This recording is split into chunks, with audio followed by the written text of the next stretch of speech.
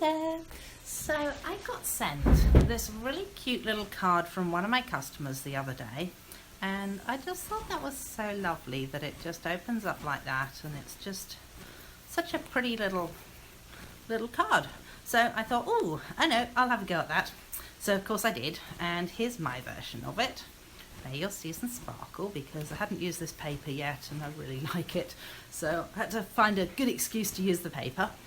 And I thought I would share with you how it's made because it's actually really simple. So you start off with a square. Oh, excuse the bit of mess on the thing. It's just I did a video just before as well, and I thought, well, I might as well do two in one sitting. So you start off with a square, and it doesn't matter what size square you have. I've chosen to make two of them out of an A4 sheet, so mine's 14.8 by 14.8, and then you can do the same thing out of the one above, and you'll end up with a couple of little slices at the side. So take this, and you now want to score it in half. So that with this is 7.4. So 7.4, and you score it in half that way, and then you turn it around. So turn it 90 degrees and score it again. So you end up with a score line there and a score line there. You then turn it upside down, and you take it from one point there to the other point there, and again just score it all the way through. So then you end up with another score line there. So as you can now see, we have the basis of our card. How easy was that? So I've then done some pieces here. So I've got some little pieces here which measure 2 3/4 inches by 2 3/4 inches. So got those. So then you now need to decide. They're so gorgeous, these papers. I never know which way to have them because they're just so pretty. So you can put some of these. See if I can get this thing to work today. So I have discovered that if you're using this, which is the new stamping seal, you actually need to sort of cut it off almost upside down for it to work properly.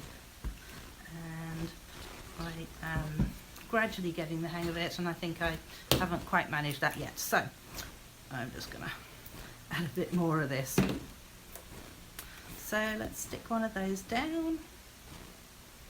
The other advantage with using the Tombow is that you can actually then move it around as well. So if you end up with it and you go, oh, that wasn't quite the right place, it's actually easier to move it with Tombow than it is before it's set.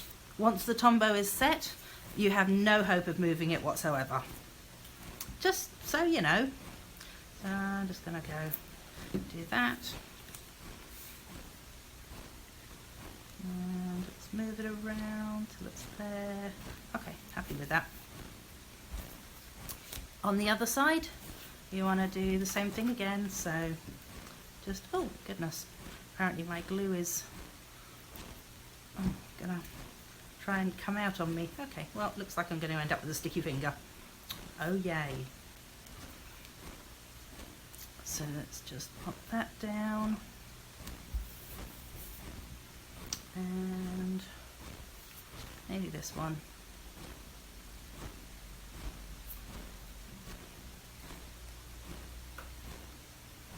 Oh, these papers are so pretty. I just really actually quite like the purple in it, which is weird because I'm not usually a purple person. So yeah, there you go. Now the other pieces, let's just shove a lid on that. The other pieces obviously are going to have to be cut in half. So again, enter the stamping trimmer and decide which way up you want it and whether you want it cut in a particular direction or not. So I think I'm happy with that. And that, and you should be able with this, if you have one of these cutters, to be able to cut two of them at a time. So let's just hold it nice and tight, and got those pieces. Oh, like it that way up or do I like it that way up? What a tough decision. I'm just going to go for it and keep it this way up. Okay, that. So with this cutter, you kind of want to make sure the point is where that part there is. Hopefully that makes sense. And we've got those pieces. Right, so move them on out. All right, so I've now got a couple of pieces like that and a couple of pieces like this. And we can attach those down. Whoops.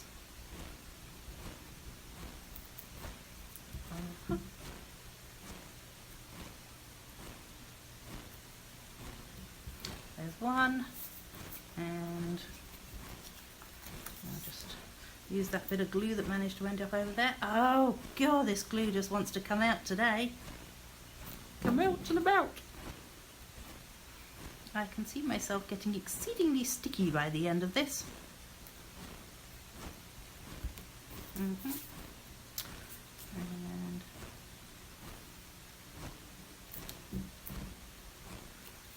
that one.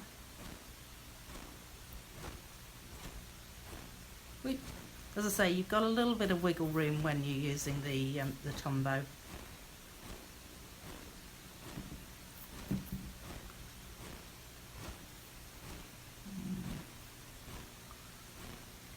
There we go, that's that side done. Then we can go with the inside and we can possibly get rid of some of that glue from my fingers.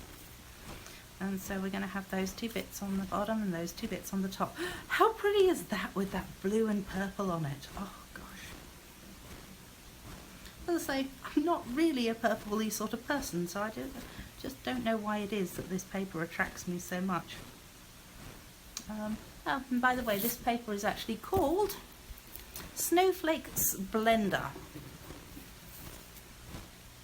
And whilst I know we don't exactly have snowflakes in winter time here in Australia, it's just that, you know, I'm English and I still think of winter time as being cold, which you know, after 19 years I think of being here, I probably shouldn't be thinking of winter time as being cold. Not winter time, duh.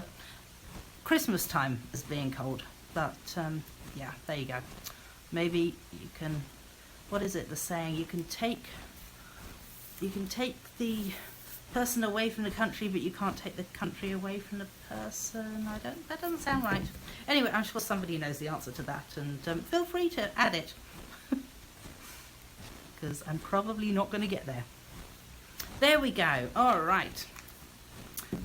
So now you can decide which is your top or your bottom and decorate it up. So I've gone ahead and used, when I did mine, I used some of the So Many Snowflake dies, which are really gorgeous. So you've got these dies here. These ones cut out really nice, just silhouette of a snowflake.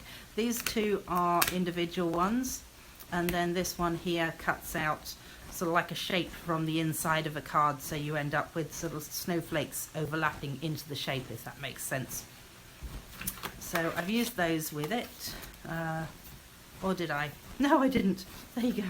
That's ironic. However, I did use this. So I did use May Your Season Sparkle in it. And I have also used the blue adhesive backed gems, because these, oh my goodness, they are just gorgeous. And when you've made two of these cards, you happen to end up with some little extra pieces left over from your run of designer series paper. So what I've done is I've made up this card, and I have, these are the snowflakes that came out of that die set, and I've blinged those up with a bit of the Frost White shimmer paint, that's the word I'm after. And then I decided they weren't quite blingy enough, so I've gone ahead and added Wink of Stella on top of it as well. So hopefully you can see that those are slightly shiny. And it was on dark blue paper, so I was using the Nida Navy paper to begin with on it, and then I've added some of these such beautiful blue gems. I just adore the colour of them. So there we go. That is how you make one of those. So have a go and show me what you make. See ya. Did that finish? Come on, we can do this.